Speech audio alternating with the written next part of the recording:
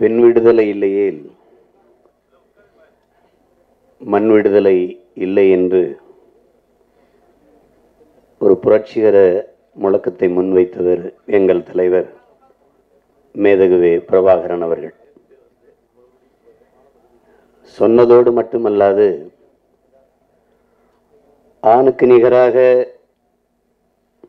பெண்களை இலக்கியம் படைக்க வைத்தார், அரசியல் செய்ய வைத்தார், பெண்களையும் கரும்புலி படையில் இணைத்து கொண்டார், காவல் படையில் இணைத்தார், உளவு படையில் இணைத்தார், வான்படையில் சேர்த்து கொண்டார்.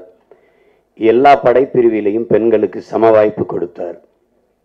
ஆணும் பெண்ணும் பாலியல் வேறுபாடற்று பதுங்கு குழிக்குள் பதுங்கி இருந்து களமாடுகிற, களத்தில் போர் புரிகிற அந்த மரபை முதலாக கொண்டு வந்தவர் எங்களுடைய தலைவர் மேதகுவே பிரபாகரன் அவர்கள்.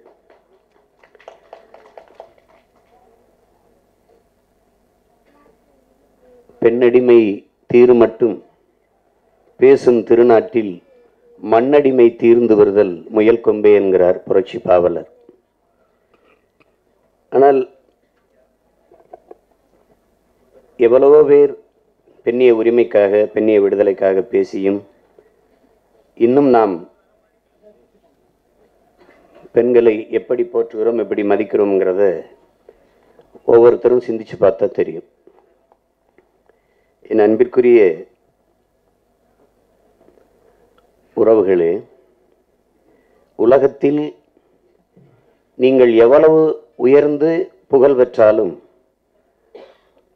அதை பார்த்து பொறாமைப்படாத ஒரே ஒரு உயிர்தான் இருக்கிறது என்கிறார். அது உங்கள் தாய்தான் என்கிறார்கள்.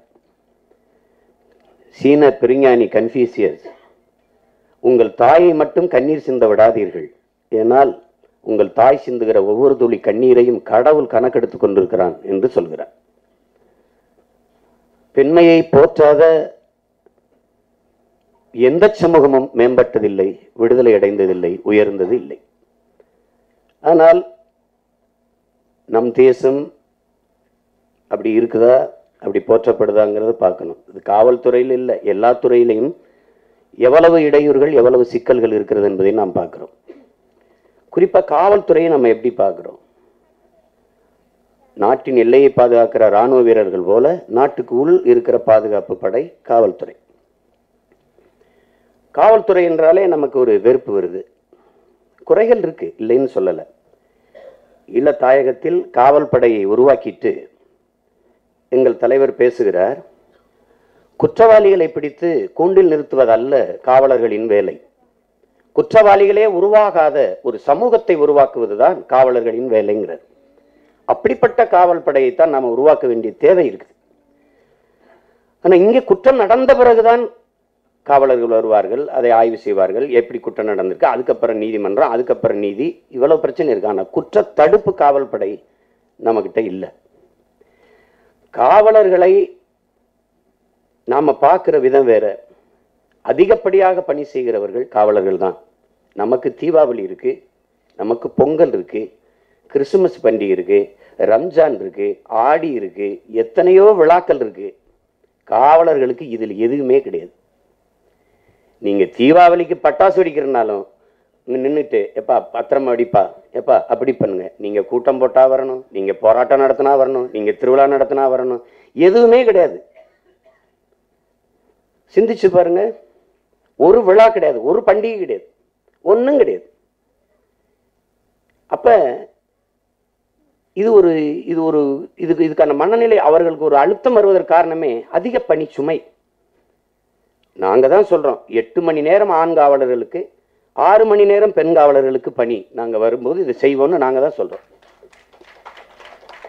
நாங்க இன்னும் சொல்றோம், இந்த காக்கி சீருடை மேல என் மக்களுக்கு இருக்கிற ஒரு வெறுப்பை போக்குவதற்காக சீருடையவே மாத்திடுறதுன்னு, சீருடையே மாத்திரணும். நெஞ்சில கேமரா வைக்கணும், காவல் நிலையங்கள்ல கேமரா வைக்கணும். சட்டியை கழட்டிட்டு சட்டியோட உட்கார வைக்கிறது, அசிங்கமான வார்த்தைகளை பேசலாம், பேச முடியாது. ஏன்னா உங்களையும் கண்காணிச்சுட்டு இருக்குது கேமரா. நாகரிகமா நீங்க நடத்தணும். காவலர்களை, சாலை போக்குவரத்து காவலர்களை நடுவீதியில் நிக்க வைக்கிறது இல்லை, எடுத்துறது. ஏன் சொந்தக்காரன், என் மாமச்சினே, அண்ணன் தம்பியா நடுவீதியில் நின்றுட்டு வெயிலில் நிற்கணும்? இருவோரமும் கண்ணாடி, அதுக்குள்ளே குளிரூட்டப்பட்டது. குளிரூட்டப்பட்ட அறையில் சிசிடிவி கேமரா போட்டுரும், இங்கே வச்சிடறோம், கண்காணிப்பு கருவி எல்லா இடத்துலையும் பொருத்திடுறோம். இங்கே இருக்குது, அறையிலுக்கு வந்து பார்த்துட்டு இருக்க வேண்டியதான். இங்கே ஒரு வளைவு போட்டுருவோம், சிங்கப்பூர் போல் 60 கிலோமீட்டர் வேகத்தில் தான் பயணம் செய்ய வேண்டும். எடுத்து ஓடிக்கிட்டே இருக்கும். நீங்கள் வேகமாக போனீங்கன்னா அது பதிவாயிரும். கீழே வச்சுருப்பேன், அங்கே வச்சுருப்பேன், கேமரா தப்பிக்க முடியாது ராஜா. போனோன்னா அங்கே அடுத்த இடத்துல நிறுத்திடுவான். இங்கே வாங்க, இங்கே 60 கிலோமீட்டர் வேகத்தில் போன இடத்துல நீங்கள் 65 கிலோமீட்டரில் போயிருக்கீங்களே, இல்லையே அப்படிமா. இது யார்? நீங்கள் தானே. நீங்கள் வேகமாக போனதுக்கு 500 ரூபா, பொய் சொன்னதுக்கு ஒரு 500 ரூபா தண்டம் கட்டுங்க. இதுதான் செய்யணும். இதுதான் இப்படி ஒரு நாட்டை படைக்கணும். நீங்கள் போக்குவரத்துன்னா பெருநகரங்களில் சிற்றுந்துகளை தான் இயக்கணும், பேருந்துகளை இயக்கக்கூடாது. தொலைதூர பயணத்துக்கு தான் பேருந்து. சென்னை போன்ற நெரிசலான நகரங்களில் சிற்றுந்து தான். அலைவரிசையை ஜாஸ்தி பண்ணணும், அதிகம் பண்ணணும். அப்படி போன உடனே அடுத்தடுத்து வண்டி வரும், நீங்கள் நிற்கக்கூடாது.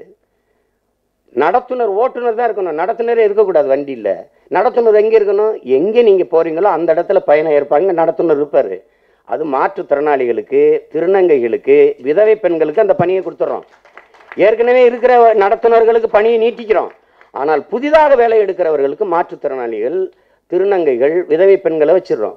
நீங்கள் எங்கே போகணும்? அடையார் போகணும், இந்தாங்க எல்லாமே எல்லாமே மூடுகிற, திறந்தவொன்னே மூடி திறக்கிற கதவுகள், சக்குன்னு வச்சோன்னே திறக்கும். உள்ளே போனோன்னே நீங்கள் பயணிக்கிட்டே இருக்க வேண்டியதுதான். நீங்கள் இறங்க வேண்டிய அடையார் வந்து விட்டது, பயணிகள் கவனத்திற்கு, தயவு செய்து இறங்கவும். இறங்கி போனால் முடிக்கிறோம். இப்படி ஒரு நாட்டை படைக்கணும். இதுதான் இங்கே தேவைப்படுது. காவலர்கள் மேலே நமக்கு ஒரு மரியாதை வரலை, அதுக்கு குறைகள் இருக்குது, அது இல்லைன்னு சொல்ல முடியாது.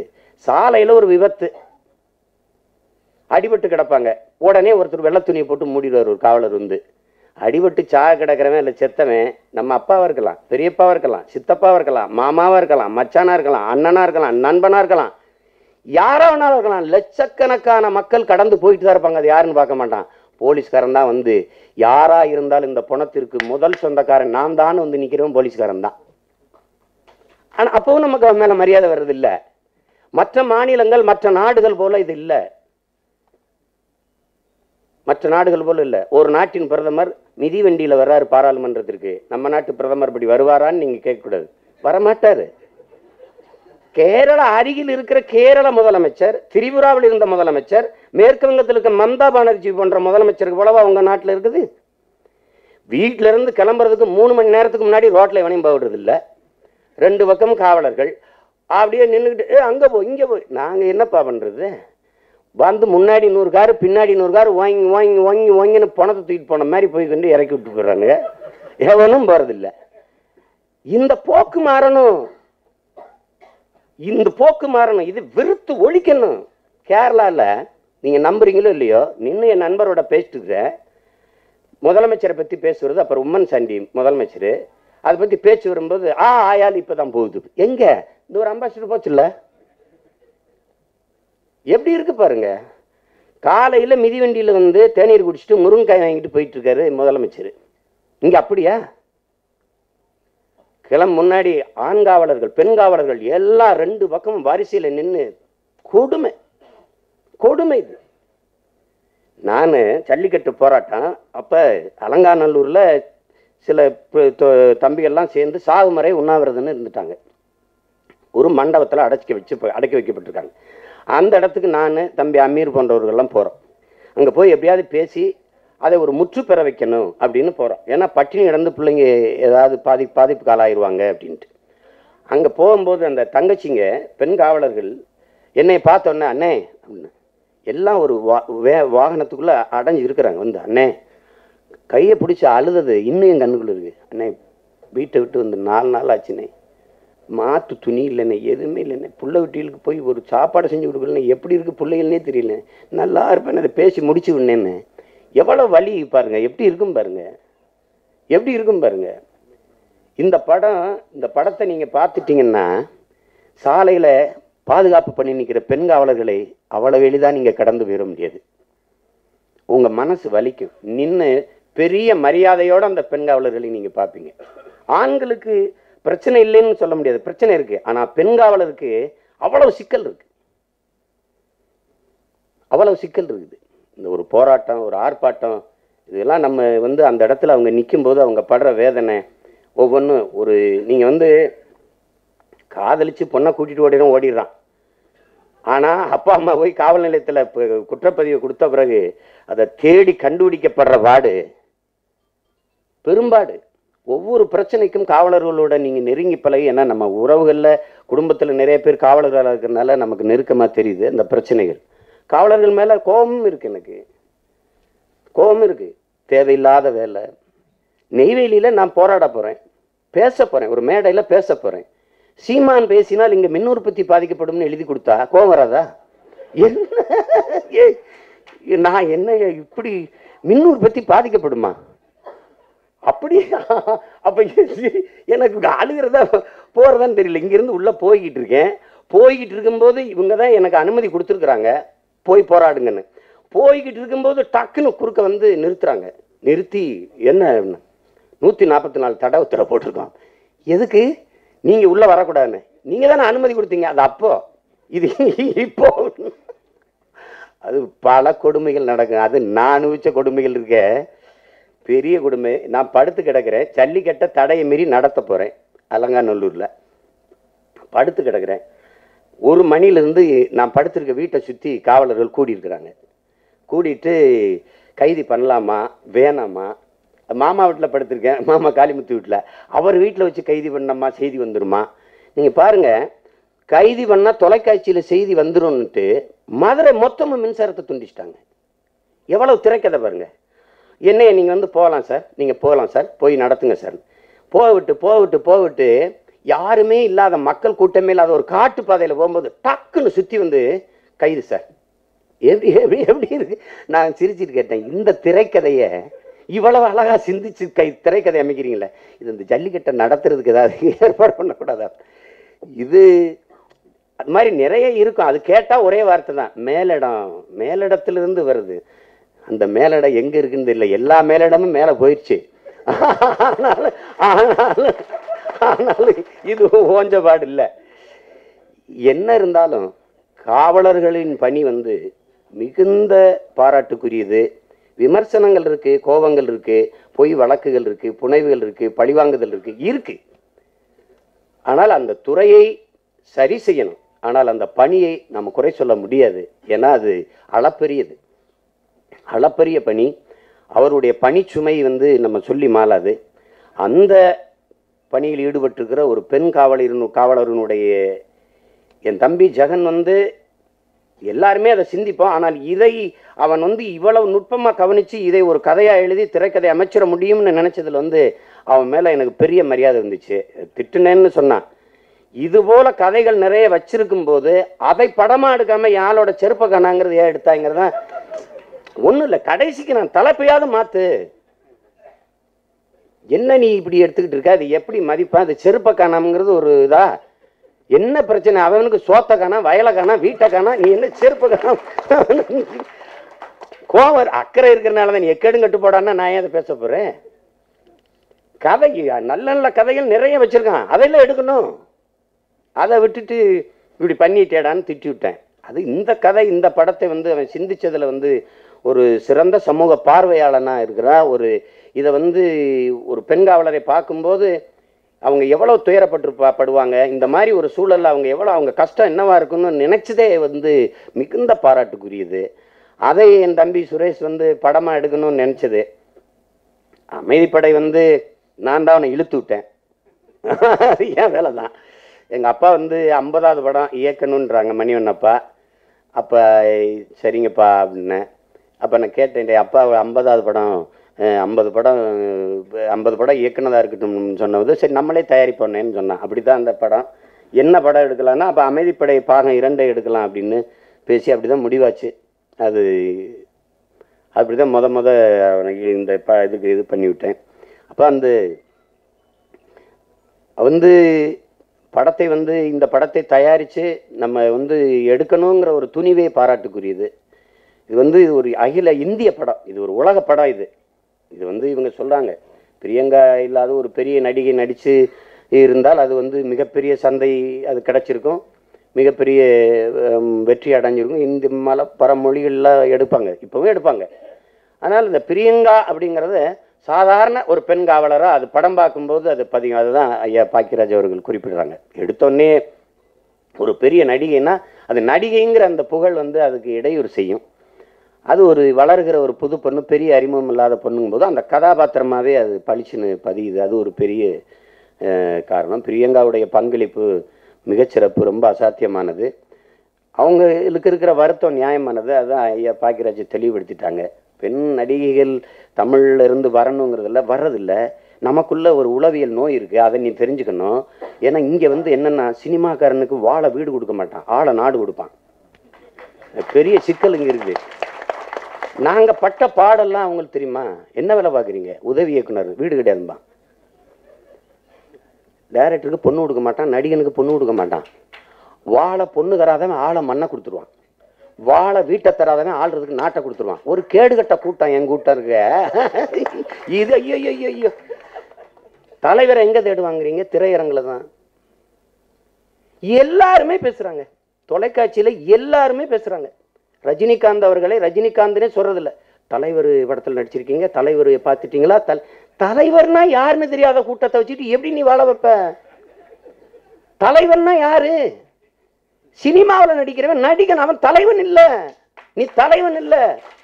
ரஜினிகாந்தே உனக்கு தலைவன்னா பிரபாகரன் யாரு, காமராஜ் யாரு, கக்கன் யாரு, ஜீவானந்த யாரு, சிங்காரவளர் யாரு, அயோத்திதாசர் யாரு, எட்டமலை சீனிவாசன் யாரு, பசுமன் முத்துராமலிங்க தெரியும். இவரெல்லாம் யாரு? பேர் என்ன? இவங்களுக்குலாம் பேர் என்ன? என்ன சமூக விரோதியா? இல்ல நகர்ப்புற நக்சல்களா? ஆன்டி இந்தியன்ஸா? என்ன கதை இதெல்லாம்? யாரு? பேர் என்ன?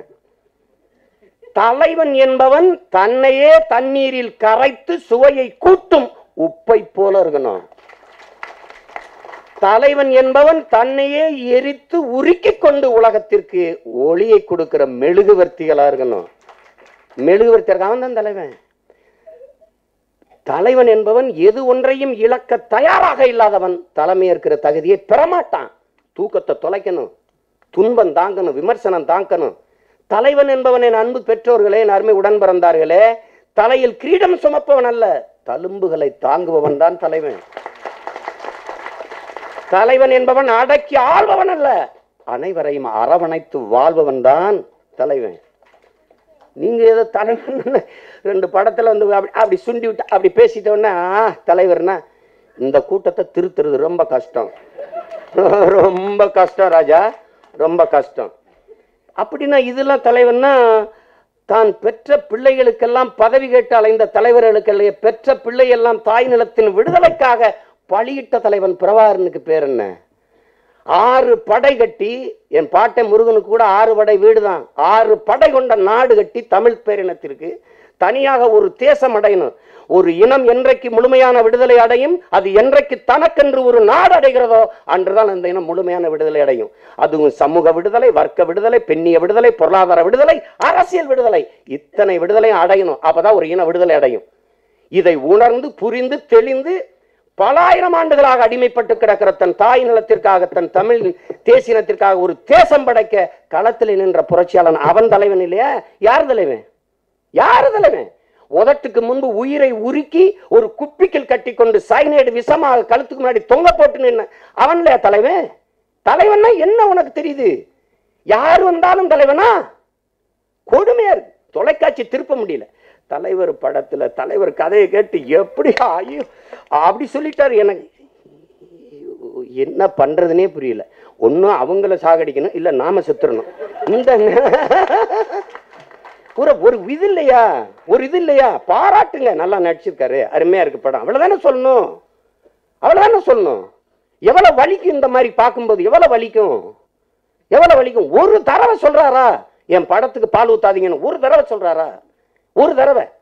எத்தனை ரசிகர்கள் வச்சிருக்கேங்கிறீங்க? கோடிக்கணக்கான ரசிகர்கள் வச்சிருக்கோம். ஒரே நாள்ல முதலமைச்சர் ஆயிடுவான். ஒரு மரக்கண்டு நட்டு தண்ணி ஊத்தல, எனக்கு பால் ஊத்துற நேரத்துக்கு ஒரு மரக்கண்டு நட்டு தண்ணி ஊத்துங்கன்னு சொல்லல. என் மண்ணை நேசிக்காதவங்களுக்கு மண்ணை ஆள்கிற உரிமை தகுதி எப்படி வரும்? எப்படி வரும்? சுற்றுச்சூழல் பாதிக்குங்கிறதான், புவி வெப்பமாகுதுங்கிறான், அங்க ஓசோன்ல ஓட்ட விழுந்துருச்சுங்கிறான், மழை நீர் இல்லைங்கிறான், குடிநீர் உள்ள பூமிக்குள்ள நீர் இல்லைங்கிறான். இதை பத்தி கவலை? எல்லாம் வசூல் கவலை தான் இருக்கு. 2020 நிலத்தடி நீர் ஒரு சொட்டு இருக்காதுங்கிறான் நிதி ஆயோக்கு சொல்லுது. கவலை யார் கவலை இருக்கு? நீரற்ற நகரம் ஆயிடுச்சுன்னா என்ன பண்ணுவீங்க? சக மனிதனை கடிச்சு ரத்தம் குடிப்பீல? யார் அதை பத்தி கவலைப்பட போறா? அதை பத்தி யார் கவலை இருக்கும்? மண்ணை பேரன்பு கொண்டு மண்ணையும் மக்களையும் நேசிப்பவங்க தான் கவலை இருக்கும், கோபம் வரும். என்ன கேட்கிறான, எதுக்கு கோபப்படுறேன்னா, கோபப்படலைன்னா கோடம்பாக்கத்தில் இருந்துருப்பானே, ஏன் இந்த வேலையை பார்க்க வரேன்? பாரதி சொல்றான் ரவுத்திரம் பழகுங்கிறான். அநீதியை கண்டு அச்சம் கொள்ளாமல் நீ கோபப்படுவாயனா நீயும் என் தோழனேங்கிறான் சேகுவேரா. அநீதியை கண்டு அச்சம் கொள்ளாமல் எவன் ஒருவன் எதிர்த்து நின்று போராடுகிறானோ அவன் தான் உண்மையான ஜிகாத்துங்கிறார், புனித போராளி என்கிறார் நபிகள் நாயகம். எதை நாங்க கேட்கறது ஏற்கிறது? எதை நாங்க கேட்கறது? ஒருத்தன் வரான், அலை மாகடல் நிலம் வானில் உன் அணி மாளிகை ரதமே அவை ஏறிடும் விதமே உன் அதிகாரம் நிறுவாய்ங்கிறான். சும்மா தரையில மட்டும் இல்லடா, அலை மாகடல் நிலம் வான் எல்லாத்துலயும் உன் அதிகாரத்தை நிறுவிடாங்கிறான். இதுக்கு ஏதாவது இடையூறா குறுக்க வருதாடா? கொலைவாளினை எடடா மிக கொடியோர் செயல் அறவே குகைவாள் ஒரு புலியே உயர் குணமேவிய தமிழாங்கிறான். கொலைவாளை எடுக்க சொல்லிட்டான் வன்முறையாளனா. தனி ஒரு மனிதனுக்கு உணவில்லை என்றால் ஜகத்தினை அழிப்புங்கிறான். அவர் வன்முறையை தூண்டுறாருங்க. பாரதி வன்முறையாளனா? சமூக அக்கறை கோபமா வெளிப்படுது. அது புரிஞ்சுக்கிறது இல்ல. இப்ப ஏதோ அக்கறையா அங்கங்கே பல படைப்புகள் வருது. பரியேறும் பெருமாள் வருது. பரியேறும் பெருமாள் தம்பி மாரி செல்வராஜ் எடுத்த படம். நீங்க நுட்பமா கவனிங்க. தேவர் மகன் வந்தபோது வந்த பிரச்சனை, எங்க அப்பா வேதம்பதி எடுக்கும்போது வந்த பிரச்சனை, ஐயா இது நம்மால் எடுக்கும்போது வந்த பிரச்சனை, பாக்கியராஜ் ஐயா எடுக்கும்போது, அதே மாதிரி விருமாண்டி கமலஹாசன் அவர்கள் எடுக்கும்போது வந்த பிரச்சனை. ஏன் பரியேறும் பெருமாளுக்கு வரல? அந்த படைப்பில் இருந்த நேர்மை எல்லாரையும் அமைதியாக்கிடுச்சு. அதுதான் மாரி செல்வராஜின் வெற்றி. நான் பேசும்போது அப்படி பேசுறாரு, எதிரியா இருந்தாலும் பேசாம கேட்டு போவான். ஏன்னா உண்மையத்தானே பேசுறான், சரியாத்தானப்பா பேசுறான். அதுதான் அந்த படைப்பில் இருந்த நேர்மை. பார்த்தவங்க எல்லாருமே சரிதானே அவன் சொல்றது. அந்த படைப்பில் இருந்த நேர்மை சமூகத்துல எந்த சலசலப்பையும் ஏற்படுத்தல. அதுதான் மாரி செல்வராஜின் வெற்றி. அப்படிப்பட்ட படைப்புகள் வர தொடங்கி இருக்குது. மேற்கு தொடர்ச்சி மலை, அதுல அந்த வரிசையில மிக மிக அவசரம். அது என் தம்பிகள்லாம் எடுத்ததுல எனக்கு பெருமை. என் படம் தான், எங்க அப்பா படம் தான், இது எல்லாம் நம்ம குடும்ப படம் தான். அதுல பிரியங்கா சொல்றதுல என்னன்னா, பெண்கள் வர்றதற்கு ரொம்ப கூச்சப்படுறாங்க. இங்க இருந்த போதிச்ச இயக்கங்கள் எல்லாம் சினிமா ஒரு சாக்கடை, சினிமாக்கார பயிலுக, கூத்தாடி பயிலுக, இப்படி இழிவா பேசி பேசி சினிமா ஒரு மரியாதை குறைவான ஒன்றா காட்டிட்டாங்க. அதனால நம்ம பெண்களை இதை அனுப்புறது இல்லை. கோயிலுக்கே தொத்தையில் அனுப்ப மாட்டானே நம்மால. இவனுக்கு ரெண்டு தானே, மான மண்ணுலையும் பொண்ணுலையும் தானே, செத்து போயிடுவான். அதுதான் நம்ம ஆளு அப்படி. அதனால சினிமாவுக்கு போனா அது நல்லா வராதுப்பா, அதெல்லாம் நம்ம குடும்பத்துக்கு ஒத்து வராதுப்பா, அப்படி விடுறதில்லை, பெண்களை விடுறதில்லை. மீதி வந்தா கூட இப்ப இந்த தொடர்கள்ல நடிக்க கூட விட்டுறாங்க, பெரிய திரைகளுக்கு வர விடுறதில்லை. தப்பி தவறி வந்துருங்கன்னா, நீங்க இத்தனை ஆண்டுகள்ல இப்ப நீங்க வந்திருக்கீங்க, இவங்க வந்திருக்காங்க, ரெண்டு பேர் இவங்க வட இந்திய பெண் நினைச்சா நல்லா தமிழ் பேசுறாங்க. ஆமா, அந்த மாதிரி. அப்ப பார்க்கும்போது ஒருத்தர் ரெண்டு பேர் தான் வர்றாங்க. நாங்க எப்பவாதான் படம் எடுக்கிறோம், அப்பதான் உங்களுக்கு ஏதாவது வாய்ப்பு கொடுக்க முடியும். அது செய்வோம், அதுல துணிஞ்சு வரணும். அது வரலைன்னா நமக்கு என்ன நேர்த்தி கடனா கேரளால இருந்து, ஆந்திரால இருந்து, மும்பையில இருந்து ஆளை குட்டி நடிக்கணும், அப்படிலாம் ஒன்றும் இல்லை. நம்ம பிள்ளைங்க வர்றதில்லை, ஏன்னா நம்ம சமூகம் அப்படிப்பட்டது. நான் படிக்கும்போது என்னன்னா, ஐயா காப்பா அரவாணன் எழுதுறாங்க, தமிழன் ஏன் தாழ்ந்து போனான், அடிமையானான்ங்கிற புத்தகத்தில் எழுதுறாங்க.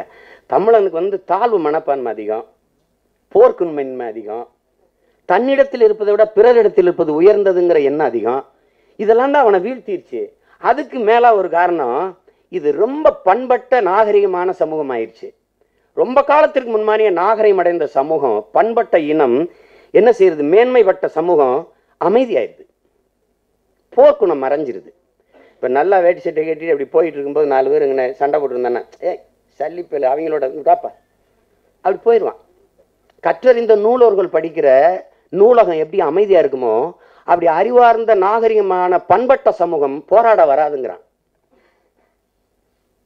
பெரிய சான்றோர்கள்லாம் வாழுகிற தெரு எப்படி அமைதியா இருக்குமோ அப்படி நாடு அமைதியாச்சு. இவனுக்கு எது இடிய தலையில இருந்தாலும் விழுந்துருச்சா அப்படி ஆயிட்டான். மீத்தேன் எடுக்கிறான்டா, ஈத்தேன் எடுக்கிறான்டா, ஹைட்ரோ கார்பன் எடுக்கிறான்டா, நீட்டுன்னு மலையா இருக்கிறான்டா, கல்குவாரின்னு மலையை நொறுக்கி கொண்டு போறான்டா, நீரை உறிஞ்சிறான்டா. எதை பத்தியும் கவலை இல்லை, எதை பத்தியும் கவலை இல்லை. அவன் கிளாடு பூரிங்க கதறான். பிரான்ஸ் மண்ணியல் ஆய்வறிங்க, அன்பான பிள்ளைகளே, 20 லட்சம் ஆண்டுகளா நம்மளை தூக்கி சுமந்த பூமி தாய் சாக கிடக்கிறா, ஓடியாங்க காப்பாத்தங்கிறான். ஓடியாங்க, செத்துக்கிட்டு இருக்கா. 18 வயசுலேயே நம் தாயை பாட்டியாக்கிட்டோம், வாங்க வந்து காப்பாத்துங்க வாங்க. ஆதிகளில் நாம் காடுகளில் வேட்டையாடி உண்டு கிழங்குகளை கனிகளை திங்கும் போது நம் தாய் கண்ணிகழியாமல் அப்படியே இருந்தால், ஆனால் இவர்கள் பண வேட்டையாடி தொடங்கிய போது நம் தாய் செத்து கொண்டிருக்கிறார். ஓடி வாருங்களே அன்பு பிள்ளைகளை காப்பாற்றுங்கிறான். செத்துருச்சு. ஸ்டீவன் ஹாக்கின்ஸ் சொல்லிட்டான், இந்த பூமி உயிரினங்கள் வாழ்வதற்கு வாய்ப்பற்றதா மாறிடுச்சு, ஆக்கிட்டாங்க, நீங்க வேற கண்டங்களை கிரகங்களை நோக்கி படையெடுங்கன்ட்டான். இப்ப அமெரிக்கா செவ்வாய் கிரகத்துல காத்திருக்கா, அங்க போகலாமா, தண்ணி கிடைக்குமா, ஆய்வு இருக்குது. அங்கேயும் போய் அதையும் ஒரு 4 2 3 25 30 வருஷத்துல முடிச்சிருவாங்க. நடக்க இது முதலாளிகளின் வேட்டைக்காடு, மக்கள் வாழும் நாடு அல்லது. இது அறிவார்ந்த சமூகம் சிந்திக்கணும். இந்த பூமி மனிதனுக்கு மட்டுமானது அல்ல, பல கோடிக்கணக்கான உயிர்களின் உலகம் இது. அதுல நாமும் ஒரு பூச்சி, நாம ஒரு சமூக விலங்கு, அவ்வளவுதான். ஐயா வைரமுத்து சொல்றாங்க, கவி பேரரசு வைரமுத்து, கடைசியில எது வருதோ அதாண்டா ஆதிக்கம் செலுத்துதுன்ட்டு. கடைசியா வந்தது எது? சாதி மதம் ஆதிக்கம் செலுத்துது. இந்தியாவில் கடைசியா வந்தது இந்தி. இந்திய மொழிகளிலேயே மிக மிக பின்னாடி வந்த மொழி இந்தி.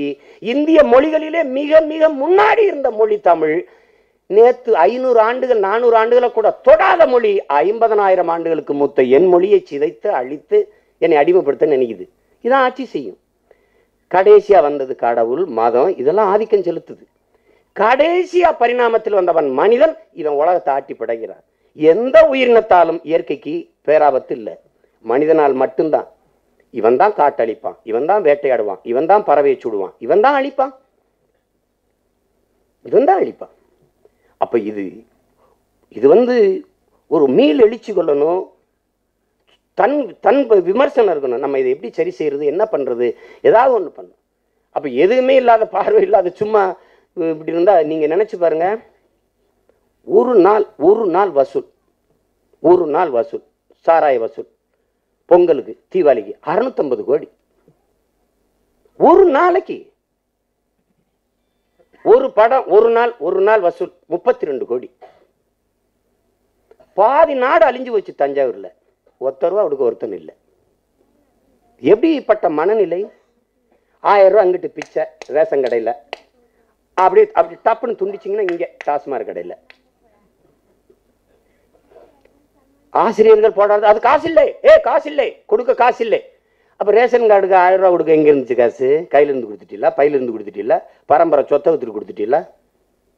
எப்படி இது ஓட்டை பறிக்கிறதுக்கு ஒரு யுக்தி. தேர்தல் நேரத்தில் கொடுக்க விட மாட்டான், முன்கூட்டியே கொடுத்துருவோம். இப்படியா ஒரு சமூகம் இருக்கிறது? இப்படியா?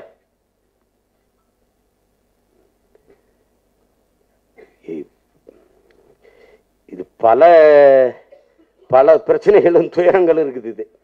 அதில் இதையெல்லாம் சரி செய்யணும். ஊடகவியலாளர்களாக இருக்கிறீங்க, இதை நல்ல அரசியலை உருவாக்கணும்னு நீங்கள் கொஞ்சமாவது நினைக்கணும், கருணை காட்டணும். எல்லாருக்கும் தெரியுது காசு கொடுத்து வாக்கு வாங்குறான்னு. ஓட்டுக்கு காசு கொடுக்குற கட்சிகளை நீங்கள் எப்படி அங்கீக பேசுறீங்க?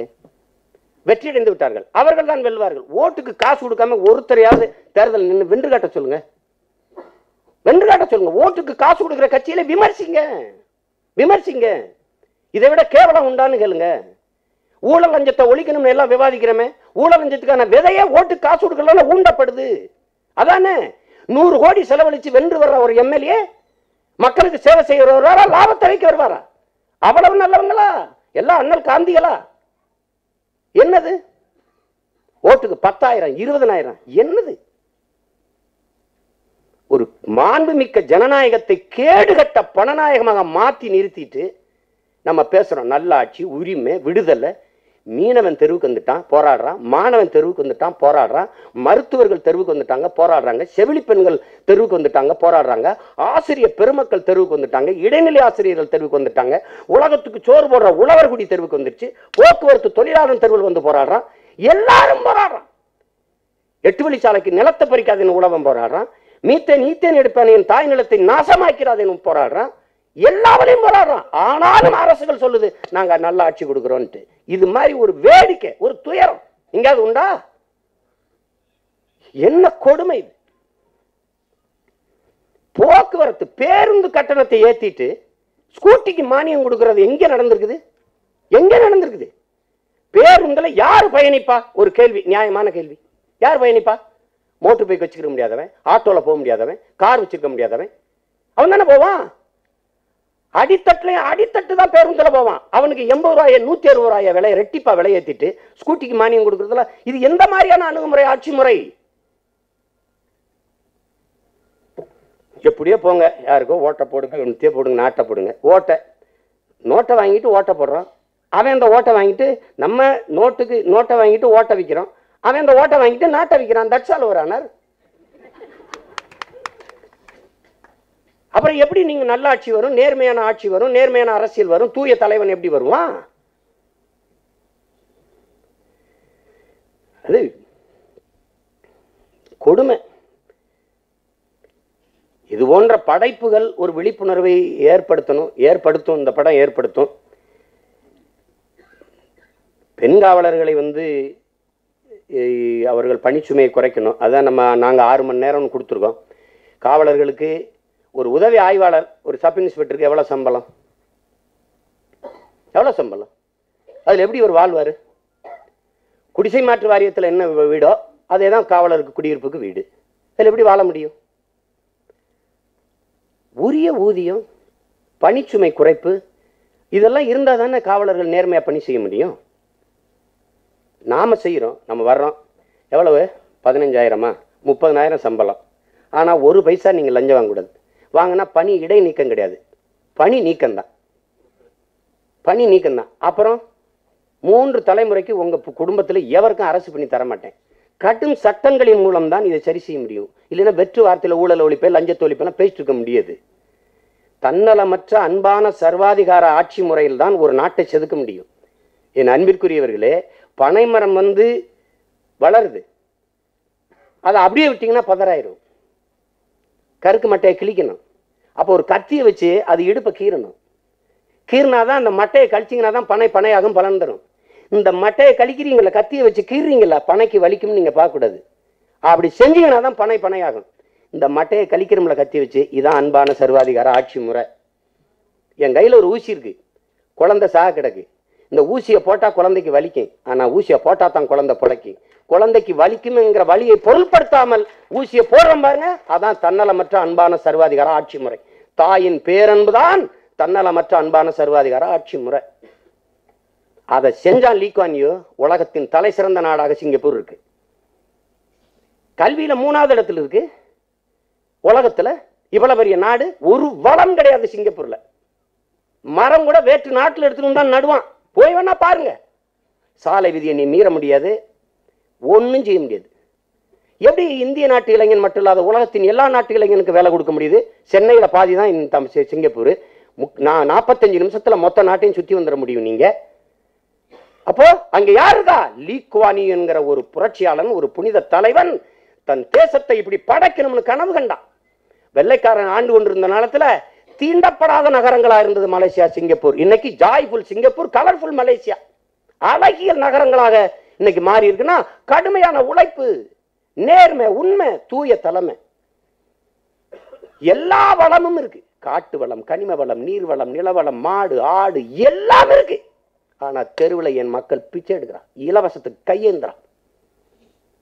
கேவலம் அல்ல, நான் கையேந்தனா பிச்சை, நாம எல்லாரும் சேர்ந்து கையேந்தனா இலவசம். திட்டம் இதுதான் நிறைவேற்றப்பட்டிருக்கு 50 ஆண்டுல. இலவசம், போனஸ், மானியம், சலுகை. ஏதாவது ஒரு திட்டம் சொல்லுங்க. எல்லாத்தையும் ஒழிக்கணும். இல்லைன்னா அப்படி கத்தி நின்றுட்டு ஒரு நாள் நெஞ்சு விட்டு செத்து போக வேண்டியதான். பிறவி கடன் ஆயிடுச்சு, என்ன பண்ண முடியும்? விட்டுட்டு போக முடியாது. யாரும் வரலைன்னா என்ன பண்ண முடியும்? படுத்தா தூக்கம் வராது. ஒருத்தன் சொல்றான், அண்ணே உங்க பேச்ச கேட்காம தூங்குறது இல்லைண்ணே, கேட்ட பிறகு தூக்கம் வர்றது இல்லைன்றான். அதான் நிலைமை. ஏன்னா இவ்வளவு பிரச்சனை இவ்வளவு இருக்குதா நம்மளை சுத்தி, இவ்வளவு நடக்குதா, அப்புறம் தான் அவனுக்கு தெரியுது. அதுல இதுவும் ஒரு பிரச்சனை. பெண் காவலர்கள் படுற துயரத்தை நீங்க பாருங்க. ஆண் காவலர்களுக்கு துயரம் இருக்கு, ஆனா பெண் காவலர்கள் பெரும் துயரத்தை அனுபவிக்கிறாங்க. அவங்களுக்காக நம்ம இந்த படத்தை என் தம்பி அர்ப்பணிச்சிருக்கான். அவங்க எல்லாம் இந்த படத்தை பார்த்துருக்குறாங்க. அந்த படம் இது ஒரு நிகழ்வு, படம்னு சொல்ல முடியாது, இது நிகழ்வு, இன்னைக்கு நடந்துகிட்டு இருக்குது, ஒரு நிஜம். இது நடந்துகிட்டு இருக்கிற ஒரு யதார்த்த உண்மை. அப்ப அதை பார்க்கும்போது உங்களுக்கு அந்த பாதிப்பு புரிய வரும். அந்த படத்தில் இசையமைத்திருக்கிற தம்பி இசான் தேவு, என்னுடைய தம்பி பாலபரணி, எல்லாருக்கும் என்னுடைய பாராட்டுகள். குறிப்பாக அந்த கதாபாத்திரமாகவே வாழ்ந்திருக்கிற பிரியங்காவுக்கு என்னுடைய பாராட்டுகள். நீங்கள் மென்மேலும் பெரிய நடிகையாக நீங்கள் வருவீங்க. நீங்கள் உங்களுடைய நடிப்பை நான் அந்த கங்காரு படத்திலிருந்து பார்க்குறேன். நாங்கள் எடுக்கிற படங்கள் எல்லாம் உங்களை நாங்கள் பயன்படுத்துவோம். அதனால் நீங்கள் ஒன்றும் இது பண்ணாதீங்க. நாங்கள் ஊரானே வாழ வைப்போம், உள்ளவங்களே கைவிடுவோம். நீங்கள் நினைச்சிடாதீங்க. தமிழனுடைய பெருந்தன்பும் பேரன்பினாலும் பெருந்தன்மையில் நாங்கள் பிழை செய்த கூட்டம். உங்களுக்கு தெரியாது. வந்தவரையெல்லாம் வாழ வைக்கும் தமிழகம் தான். அந்த ஒற்றை பெருமையில தமிழை மல்லாந்து படுத்துட்டான். எல்லாரும் ஏறி மீச்சு எச்சி கருத்துக்கிட்டு போயிட்டான். வந்தவனையெல்லாம் வாழ வச்சுட்டு வாடகை வீட்டில் குடியேறிட்டான். ஒருத்தனுக்கும் சொந்த வீடு இல்லை. சென்னையில, தலைநகர் சென்னையில ஆதி தமிழ் குடிகள் இருக்கவே கூடாதுன்னு இந்த அரசுகள் திட்டமிட்டு தூக்கிடுச்சு. நீங்க யாரும் அதை பத்தி கவலைப்பட்டிருக்க. நான் களத்தில் நின்று கண்ணீரோட போராடினேன், தோத்துட்டேன், முடியல. பெருங்குடிக்கு போ, செம்மஞ்சேரிக்கு போ, பெரும்பாக்கத்துக்கு போ, கண்ணகி நகருக்கு போன்னு இந்த மண்ணின் பூர்வீக குடிகளை, ஆதி தமிழ் குடிகளை தூக்கி வீசிருச்சு. எவ்வளவோ சண்டை போட்டேன். சரி, இந்த இடத்தை எடுத்து யாருக்கு கொடுப்பாயின்னு பதிலே கிடையாது. எவ்வளவு வலியோட நாங்க நிக்கிறோம் பாருங்க. ஒவ்வொரு பிரச்சனைக்கும் போராடுறோம். நாங்கெல்லாம் காலையில எந்திரிச்சோன்னே கட்டிச்சோரை கட்டிக்கிட்டு கருவாடை சுட்டிக்கிட்டு பஞ்சமலைக்கு போறோம்னு சொல்லுவான் எங்க ஊர்ல. இன்னைக்கு எங்கடா போராட்டம் அண்ணே? அங்கே ஏதோ தினம் போராட்டம். இதைத்தான் எங்க தலைவர் என்ன சொல்றாரு, பல இனங்களுக்கு உலகில் அவ்வப்போது போராட்டம் இருக்குது, நமக்கு போராட்டமே வாழ்க்கையாக மாறி இருக்கிறதுங்கிறது. ஓடாத மானும் போராடாத இனமும் வாழ்ந்ததாக வரலாற்றில் செய்தியில் என்று ஈழத்து பாவேந்தர் புதுவை ரத்தினதுரை சொல்றார். போராடித்தான் ஆகணும்னு ஆயிட்டோம். சிதைந்து அழிந்து கொண்டிருக்கிற தமிழ் தேசிய மக்கள் பாதுகாப்பாக வாழ்வதற்கு போராடித்தான் ஆக வேண்டும் என்ற நிலைக்கு தள்ளப்பட்டு விட்டார்கள். இந்த வரலாற்றின் பேரழைப்பில் இருந்து, பெரும் பணியில் இருந்து தமிழ் இளம் தலைமுறையினர் விலகி செல்ல முடியாது, விலகி நிற்க முடியாது என்று எங்கள் தலைவர் சொல்றார். அதான் உண்மை. என்னுடைய ஆசையெல்லாம் இனி வரும் தலைமுறைக்காவது இந்த துன்ப துயரங்களை தூக்கி சுமக்கிற கொடுமையை விடாம, தினந்தோறும் வீதியில் நின்று போராடுகிற அந்த துயரத்தை தராம, நிம்மதியாக படிக்க, வளர, வாழ, விளையாட ஒரு வாய்ப்பை நம்ம ஏற்படுத்தி கொடுக்கணுங்கிறது தான் என்னுடைய விருப்பம், என்னுடைய ஆசை. தமிழ் திரையுலக சிறந்த படைப்புகளில் ஒரு படைப்பை, மிக மிக அவசரம் என்ற ஒரு படைப்பை என்னுடைய தம்பி ஜெகன் உருவாகி எழுதி, என்னுடைய தம்பி சுரேஷ் காமாட்சி இதை திரைக்கதமைத்து எழுதி அவரை தயாரித்திருப்பது எனக்கு மிகப்பெரிய பெருமை. அந்த படைப்பை அவர்கள் கொடுத்ததற்காக அவர்களுக்காக நான் என் நன்றி பாராட்டுறேன். அந்த படத்தில் பங்கேற்ற ஐயா முத்துராமெல்லாம் ரொம்ப சிறப்பாக நடிச்சுக்கார். நான் அவரும் ஒரு காட்சியில் நடித்தோம். ரொம்ப வழக்கையினில் அவர் நடிப்பை பார்த்து வியந்துட்டேன். அப்புறம் தான் தெரியும் அவர் தம்பி பாலாசக்தியெல்லாம் அவரும் ரொம்ப நெருக்கமான நண்பர்கள். அவர் தான் கூட்டிகிட்டு வந்து நடிக்க வச்சாருன்னு எனக்கு சொன்னார். அது எங்கெங்கேயும் மிக அற்புதமான கலைஞர்கள் இருக்கிறாங்க. நான் இப்போ அண்மையில் நீங்கள் பார்த்துருப்பீங்க வலையொலியில், ஆந்திராவில் ஒரு அம்மா, பேபின்னு ஒரு அம்மா. அப்பா நீங்கள் பார்த்தீங்களா தெரியாது, பேபின்னு ஒரு அம்மா, ஒரு 45 வயசுக்கிட்ட இருக்கும். அவங்க ரொம்ப ஒரு கிராமத்து மனுஷி. ஒரு திடீர்னு வீட்டில் உட்காந்து ஒரு வலையொலியில் பாடி போட்டுடுறாங்க, யாரோ எடுத்து போட்டுடுறாங்க ஒரு பாட்டு. அதை ஏஆர் ரஹ்மான் எடுத்து என்ன மாதிரி குரல், எந்த ஊர் யாருன்னு தெரியலையேன்னு அவர் போட்டுடுறாரு. அது ஆந்திராவே பரபரப்பாகி பயங்கரமான பாடகி இப்போ பாடிட்டு இருக்காங்க. அப்போ நான் நினைச்சேன், எப்படியா இப்படி ஒரு எவ்வளவு புதஞ்சு கிடக்கு பாருங்க. வடிவேலை நீங்க நினைச்சு பார்த்துருப்பீங்களா? அவன் கண்ணாடி நறுக்கிட்டு இருந்தான்ட்டு. உலகப்பெரிய நடிகை வடிவேலு. அப்படி ஒரு கல் நான் பார்க்கும்போது எப்படா சொல்ல நான் அப்படி பண்ண இப்படி பண்ணிக்கிறேன் இப்படி பண்ணி இவ்வளவு திரை மொழிகளை இவ்வளவு நுணுக்கங்களை ஒரு மதுரையில் ஒரு ஓரத்தில் கண்ணாடி வெட்டிக்கிட்டு இருந்தவன் கற்று வச்சுருந்துக்கான். எங்க அண்ணன் செந்திலாம் பார்க்கும்போது நம்ம ஊர்ல இந்த ஆள் எப்படா இவ்வளவு அறிவாளி யார் நடிக்கிறான்ட்டு. ஒவ்வொரு கலைஞனும் எங்க இருக்கிறான்னு தெரியல. அந்த மாதிரிதான் ஐயா முத்துராமன் போன்றவர்கள் இந்த முனிஸ்காந்தெல்லாம் இப்போ பார்க்கும்போது இருந்தாலும் இங்கே இருந்தால் என்னென்னமோ பண்ணுறாங்கன்ட்டு. படைப்பாளி வந்து கொண்டே இருப்பான். இது ஒரு பெரிய அறிவார்ந்த சமூகம், இது தமிழ் சமூகம் பெருங்கடல். இது வந்து கொண்டே இருப்பார்கள். அதில் என் தம்பி சுரேஷ் காமாட்சியும் ஒரு படைப்பாளியாக இணைஞ்சிருக்கான்.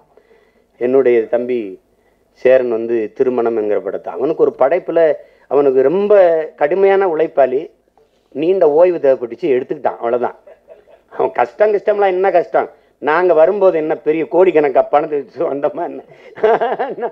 அங்கேருந்து பேருந்தில் ஏறி வந்தான் 100 ரூபா பஸ்ஸுக்கு வச்சுருந்தான். இப்போ அதை விட கொஞ்சம் கூட தான் காசு வச்சுருக்கான். ஒன்றும் கிடையாது. ஏன்னா தெருவில் படுத்து கிடந்தாங்க, இப்போ வீட்டில் படுத்துருக்கோம்ல. நான் எல்லாம் ஏவிஎம் சுடுகாடு, ஏவிஎம் பக்கத்தில் சுடுகாடு இருக்குல்ல, சோபாக்கு எல்லாரும் மேலே படுத்து கிடந்தேன். பல பேர் பொய் சொல்ல நினச்சிட்டு இருக்கான். உண்மையிலே படுத்து கிடந்தேன். நானும் என் நண்பர் பாக்கியநாதனும் படுக்க இடம் இல்லை. அங்கே இருக்க தோழர்களோட பேசிக்கிட்டு அவங்க சாப்பாடு கொடுப்பாங்க. அங்கே ஒரு இது குளிக்கிறதுக்கு ஒரு கிணறு இருக்கும். குளிச்சுட்டு அங்கேயே படுத்துக்குருவோம். சோபா கல்லாரை விட்டு 2 சமாதி இருக்கும். அதில் துண்டை வச்சு படுத்து கிடப்போம். விடிய மல்லாக பார்த்து நில வெளிச்சத்தில் அப்படியே கதையை பேசிட்டு கிடப்போம். அது அந்த மாதிரி இன்னைக்கு படுக்கிறதுக்கு இருக்கிறதுக்கு ஒரு வீடாவது இருக்குது. ஒரு வாடகைக்கு ஒரு வீடு, ஒத்திக்குன்னு ஒரு வீடாவது இருக்குது. ஒன்றும் இல்லை நம்ம கொண்டு வந்தது. சேரன்ட்ட எனக்கு பிடிச்சது என்னன்னா, அவன் எடுக்கிற படம், அது ஓடுற படம் ஓடாத படம், இந்த படைப்புக்கு உயிராக இருப்பான், நேர்மையாக இருப்பான். தவமாயத்தம் இருந்து அந்த படம்லாம் எடுக்கும்போது கஷ்டம்தான். அவனுக்கு சம்பளம் வருதா, காசு வருதா, ஒரு 10 லட்ச ரூபாய் 10 லட்ச ரூபாயும் மறுபடியும் அந்த படத்துக்கே போட்டு செலவழிப்பானே, உன்னைய வச்சுக்கிற மாட்டான். படைப்புக்கு நேர்மையாக இருக்கும். அதனால தான் அவன் அவ்வளவு சிறந்த படைப்புகளை எடுக்க முடிஞ்சுது. எங்கள் அப்பா பாருங்க, நான் வந்து அப்பா நீங்கள் படம் நடிக்க இப்போ வந்து ஒரு படம் இயக்குங்கப்பா வருஷத்துக்கு, 3 படம் இயக்கிட்டு இருக்காரு. 3 படம். உங்களுக்கெல்லாம் நீங்கள் நம்ப முடியுதான்னு பாருங்க. 2 மணிக்கு வந்து படுப்போம். 2 மணி 1 மணிக்கு வந்து படுப்போம். அப்போ நம்மளுக்கே சோர்வாயிரும். நம்ம இளைய பிள்ளைகள் நாங்கள்லாம் பெரிய கராத்தே ஜிம்காரங்களே சோர்வாயிடுவோம். அவர் வந்து படுத்துட்டு சரியாக 5 மணிக்கு குளிச்சுட்டு அப்படியே கண்ணாடி இப்படி வச்சுக்கிட்டு இடம் வர கட்டிட்டு இதே மாதிரி டிஷர்ட்டை போட்டு இப்படி வந்து என்ன ரெடியானு இது படுத்தாரா இல்லையா, தூங்குனாரா இல்லை, அப்பா வந்துட்டாங்க, கீழே வந்துட்டாங்க, டேரக்டர் வந்துட்டாங்கன்னா ஓடுவாம பாருங்க. அவன் குளிக்க பாதி குளிச்சு தலை நனையாம மாட்டிக்கிட்டு இந்த மனுஷன் தூங்க விடாம படுத்துறாரடா. அதே தான் இன்னைக்கு. அந்த தீராத அந்த சினிமா மேல வச்சிருந்த காதல் தான் அவரை இவ்வளவு உயரத்துக்கு கொண்டு வந்தது. அவர் மாதிரி ஒரு ஆளை நீங்க பார்க்க முடியாது. அங்க ஒண்ணு எடுப்பாரு, எடிட்டிங்ல தான் படத்தை உருவாக்குவாரு. அந்த படப்பிடிப்பு தளத்துல இல்ல, அது வேற படம் எடுப்பாரு. இங்க வந்து வேற அவர் மண்டைக்குள்ள வச்சிருப்பாரு. அவர் எங்க அப்பா பத்தி சொல்ல பாருங்க. கருத்தம்மா படத்தை தொகுத்துக்கிட்டு இருக்காரு. நான் பின்னாடி நின்றுக்கிட்டு இருக்கேன். அரியமதி என்ன இப்படி ஒரு நாற்காலில் உட்கார்ந்துருக்காரு, தொகுத்துக்கிட்டு இருக்காரு. ஒரு ட்ராலி ஷாட் போட்டிருக்காரு. பெரியார் தாசன் இப்படி சாக கிடக்குறாரு, இழுத்து கிடக்குது. ஒரு ட்ராலி போட்டு இப்படி எடுத்துக்கிறாரு. அது 2-3 ஷாட்டும் ஜர்க்காயிருச்சு, அப்படி ஆடிருச்சு. வேற நல்லதே இல்லையா? இல்லை. இப்போ என்ன பண்ணுறாரு, பார்த்துட்டே இருக்காரு. என்னையா பண்ணது அப்படின்னா, இப்போ அந்த குறியை மாற்றுறாரு, மார்க்கை மாற்றி வைக்கிறாரு. இங்கே வா, இப்படி தள்ளி வச்சு இப்படி அப்படி ஆடுது பாருங்க. அந்த இடத்த சிங் பண்ண பாட்டை பொறுத்துறாரு பாருங்க. ஒரு உயிர் காட்டுக்கும் வீட்டுக்கும் இழுக்குதம்மான்னு ஒரு வரி வருது. போராலே அந்த பாட்டில் வருது. ஒரு உயிர் காட்டுக்கும் வீட்டுக்கும் இந்த ஜர்க்கு வருது பாருங்க. அப்படி அப்படி ஏறி இறங்குது பாருங்க அந்த ட்ராலி. அதை இழுக்குதம்மா, அதை சிங் பண்ணியா. அதாவது அவர் வாழ்க்கையில பாருங்க, அவர் தப்பு பண்ணி கைதட்டுறது உலகத்திலே அவர் தான். தப்பு பண்ணிட்டு கைதட்டு வாங்குற ஒரே ஆள் உலகத்திலே எங்க அப்பா தான். அதே மாதிரி டிக்டிக்ல பாத்தீங்கன்னா ஷார்ட் நெகட்டிவ் தொலைச்சுட்டாங்க, ஷார்ட்டை காணா. யாரை திட்டுறது, காணா ஷார்ட்டு. அப்ப அந்த இதை டூப் நெகட்டிவ் பண்ணி டக்கு டக்கு டக்குன்னு அந்த கை எப்படி எந்த 4-5 தடவை போட்டு விட்டேன்னா கை தட்டிட்டாங்க. புது கட்டிங்கா இருக்கேன்ட்டு ஷார்ட்டு தொலைஞ்சு. தவறுகளையும் சரியாக செஞ்சு கைதட்டு வாங்கினது ஒரே ஆள் எங்க அப்பா தான். அது அந்த அந்த படைப்பு என்னன்னா அதுலயே தவம் போல இருப்பாரு. அதையே சிந்திச்சுக்கிட்டே இருக்கிறதுனால இது வந்துருது. அது வேற ஆள்னா இது தப்பா போச்சு ரீசூட் பண்ணுவியா? அது ஆக பெரும் படைப்பாளிகளோடலாம் நாங்கள் வாழ்ந்திருக்கோங்கிறதான். சேரன் எல்லாம் எனக்கு ஒரு உறவாக கிடைக்க பெற்றதுங்கிறது எனக்கு ஒரு பெரிய பேர் தான். சேரன், அமீர் போன்ற படைப்பாளிகள் எங்கள் அப்பா கூடலாம் நாங்கள் சமகாலத்தில் உட்கார்ந்து பேசி வாழ்கிறோங்கிறது பெரிய பேர் தான். நாங்கள்லாம் நான் இந்த மண் வாசனையெல்லாம் பார்த்துட்டு அதுக்கு தான் அவர் சொன்னார் பாருங்க, ஈ ராமதாஸ், பல பேர் வாழ்க்கையில் மண்ணெழுத்து போட்ட ஆளுக இவங்க 2 பேரும் தான். எங்கள் அப்பா இளையராஜா பார்த்த வேலையில் நான்லாம் பிராணுவத்தில் போய் நான் ஓய்வு பெற்று வேற வேலை பார்த்துருப்பேன். பட்டாளத்துக்கு போக சொல்லி கொண்டாங்க எங்கள் வீட்டில். ஏன்னா பூரா சொந்தக்காரன் பூரா வாத்தியார், போலீஸு, இராணுவம். மகனே நீ இராணுவத்துக்கு போட. போகிறேன். இது இந்த வேலைக்கு படம் மண் வாசனை எடுத்து அந்த ஆள் சும்மா இல்லாமல் போய்கிட்டு இருப்பான் பள்ளிக்கூடத்துக்கு. ராசாத்தி ஒன்னே காணாத நெஞ்சுன்னு அந்த தேநீர் கடையில் போட்டுருவான், வண்டி நிறுத்திடுவான். காத்தாடி போலாடுதுன்னு அதில் தூக்கி கொண்டாந்து இங்கே போட்டவங்க தான் எங்களை. அம்மா தாலாட்டை எங்கே கேட்டோம்? அந்த ஆள் பாடி பாடி எங்களை காலி பண்ணி சென்னை நகர வீதியெல்லாம் தெரு தெருவா சுத்த விட்டு ஒரு பொரோட்டாவுக்கு கையெந்த வச்சு காலம் கெட்டு என்னவோ ஒன்று வேலையை செய்ய வேற வேலையை செஞ்சுக்கிட்டு நிற்கிறோம். அது ஒரு காலம். ஆனால் நம்ம இஷ்டப்பட்ட கஷ்டம் தானே, யாரும் நம்மளை கஷ்டப்பட சொல்லலை. அதனால ஒரு நல்ல படைப்பு உரிய நேரத்தில் வெளியாகுது. என்ன என் தம்பி ரொம்ப நாள் அதை வெளியிடாமல் வச்சிருக்கானேங்கிற வருத்தம் எனக்கு. இன்னைக்கு முன்னோட்டம் பார்த்தேன், ரொம்ப சிறப்பாக பண்ணியிருக்கேன் அந்த திரை முன்னோட்டம். அதில் நடிச்சிருக்க என் தம்பி ஹரிசு, அவர் சிறந்த கலைஞன். அவனுக்கு நிறைய இன்னும் வாய்ப்புகள் வரணும் இந்த படத்துக்கு பிறகு. நடிச்சிருக்கிற எல்லா கலைஞர்களுமே பெரிய புகழ்பெற்ற திரைக்கலைஞர்களாலும் தங்களுடைய பங்களிப்பை முழுமையாக நிறைவாக செய்திருக்கிறாங்கங்கிறது ரொம்ப பாராட்டுக்குரியது. அதில் என்னுடைய தம்பி சேரன் முதல்ல ஏற்கனவே பாட்டு எழுதியிருக்காரு. இந்த படத்தில் எழுதியிருக்கிற பாட்டு எனக்கு தான் முதல்ல அண்ணன் சேரன் ஒரு பாட்டு எழுதியிருக்காரு, கேட்டுட்டு சொல்லுங்கன்னு தம்பி சுரேஷ் அனுப்பி வச்சான். ரொம்ப எனக்கு பிடிச்சிருந்தது. அதனால் நீ பாடலாசிரியராகவும் நீ தொடரணும் உன் படத்தில். அது இந்த படமும் வெற்றி அடையணும், என் தம்பி சேரனுடைய திருமணம் படமும் வெற்றி அடையணும், எங்கள் அப்பாவுடைய ஓம் படம் வெளியாகி மாபெரும் வெற்றி அடையணும். நான் நிறைந்த அன்பு கொண்டு நெஞ்சார வாழ்த்துறேன். இதில் பங்கேற்ற அத்தனை தொழில்நுட்ப கலைஞர்களுக்கும் இவ்வளவு நேரம் இங்கே அரங்கு நிறைத்திருக்கவங்க அத்தனை பேருக்கும் என் அன்பு நிறைந்த வாழ்த்துக்களும் வணக்கமும். நன்றி. நாம் தமிழர்.